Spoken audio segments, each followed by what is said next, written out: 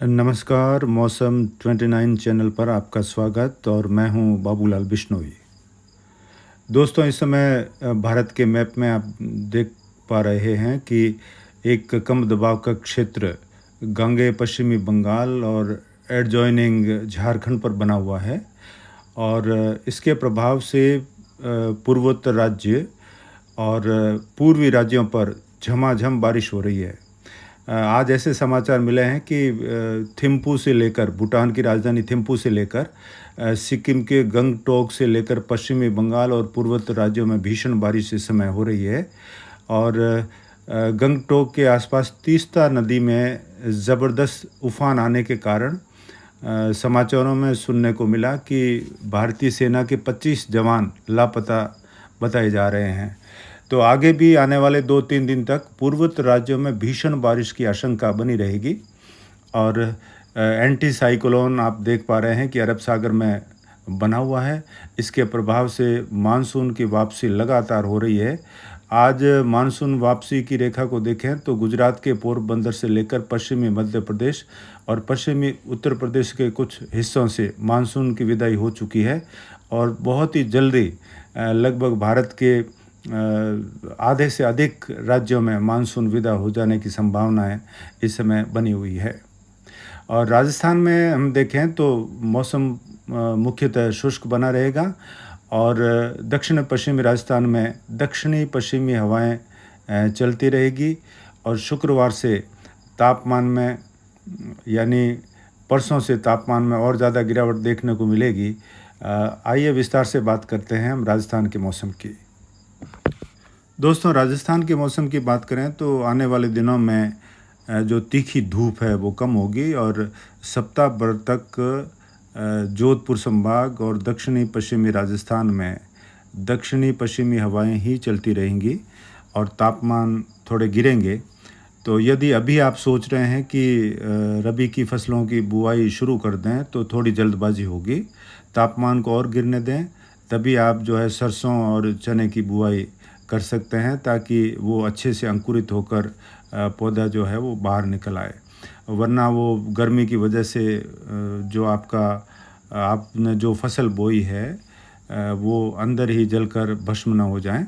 तो थोड़ा सब्र रखिए और सप्ताह भर में मौसम में काफ़ी कुछ ठंडक आने की संभावनाएं बनी रहेगी। और दोस्तों, जैसा कि हमने पिछले वीडियो में आपसे चर्चा की थी कि आने वाले वीडियो में हम बात करेंगे कि सर्दियों का मौसम कैसे रहेगा और सर्दियों के मौसम में परिवर्तन होने के लिए कौन से फैक्टर जिम्मेदार होते हैं। आइए उसकी बात करते हैं। जैसा कि दोस्तों मैप में आप देख पा रहे हैं कि मानसून के दरमियान जो है वो पूर्वी जेट मानसून के साथ मध्य भारत तक आ जाती है। पूर्वी जेट एक अस्थायी जेट धारा है जिसमें हवाएं जो है वो पूर्व से पश्चिम की ओर चलती है और मानसून के बनने वाले सिस्टम जो है इस जेट से प्रभावित होकर भारत में मानसूनी वर्षा करते हैं। और मानसून की जो दक्षिणी पश्चिमी हवाएं हैं वो पश्चिमी जेट को ऊपर की ओर धकेल देती है जब मानसून भारत में विद्यमान होता है। और ज्यों ही मानसून की विदाई होती है तो अस्थायी पूर्वी जेट धीरे धीरे दक्षिण की तरफ खिसक जाती है और अरब सागर और बंगाल की खाड़ी में ये चली जाती है। तो सर्दियों के आगमन के साथ ही जो पश्चिमी जेट है, जो मानसून के समय जैसा कि आपको दिखाया गया है कि ये उत्तर भारत में हिमालय के जम्मू कश्मीर से लेकर अफ़गानिस्तान की ओर इसका प्रभाव होता है और पश्चिमी जेट में पश्चिमी हवाएं चलती है और ये अत्यधिक ऊंचाई पर क्षोभ मंडल में इसमें गर्मी के समय हवा जो है 100 से 150 किलोमीटर प्रति घंटा की रफ्तार से चलती है। जो शुष्क हवाएं होती है, शांत शुष्क हवाएं रहती है और सर्दी में इसकी हवाओं की गति जो है वो 184 किलोमीटर प्रति घंटा से लेकर 200-250 किलोमीटर प्रति घंटा की रफ्तार से ये हवाएं चलती है और सर्दी में ये दक्षिणायन जेट हो जाती है। तो आप जैसा कि मैप में दर्शाया गया है कि ये उत्तरी गुजरात और मध्य भारत तक ये पश्चिमी जेट पहुंच जाती है। तो जितने भी वेस्टर्न डिस्टर्बेंस आते हैं, यानी WD हम शॉर्ट में कह सकते हैं और हिंदी में इसको पश्चिमी विक्षोभ कहते हैं, तो ये जेट के सारे चलते रहते हैं और ये कभी सक्रिय WD आते हैं और कभी कम प्रभाव वाले WD आते हैं। सक्रिय तब आते हैं जब इनको भरपूर मात्रा में नमी मिलती है।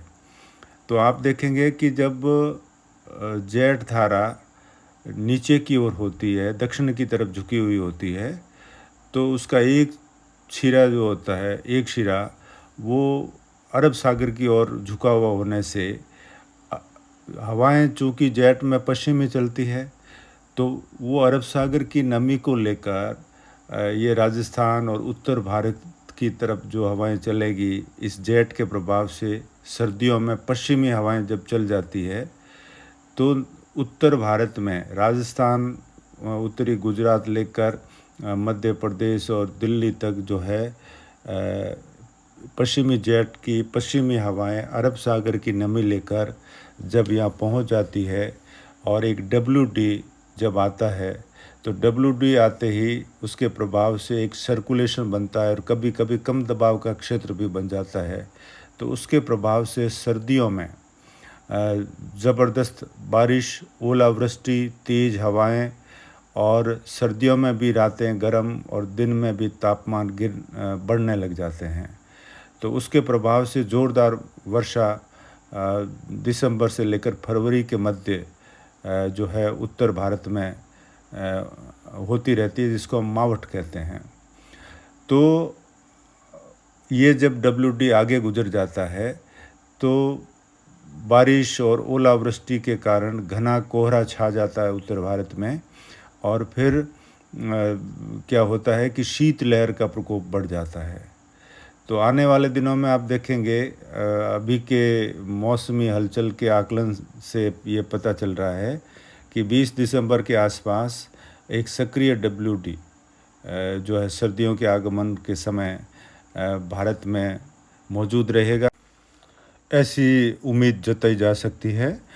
और इसके आगे भी जो है वो जनवरी और फरवरी, मार्च तक भी कुछ सक्रिय WD आने से सर्दी की ऋतु में उत्तर भारत में जो है वो मौसमी हलचल होती रहेगी, ऐसा अनुमान हम इस समय लगा सकते हैं, जो रबी की फसलों को काफ़ी फ़ायदा पहुंचाने वाली साबित होगी। तो दोस्तों, आगे भी हम नई नई जानकारियां आपको इस चैनल में देते रहेंगे और आप बने रहें हमारे चैनल पर। हमारा जो ये मौसम विश्लेषण आपको कैसा लगता है, आप कमेंट करके ज़रूर बताएं और हमारे चैनल को लाइक करें, सब्सक्राइब करें और बेल आइकन को दबाएं। आज इतना ही। धन्यवाद। जय हिंद।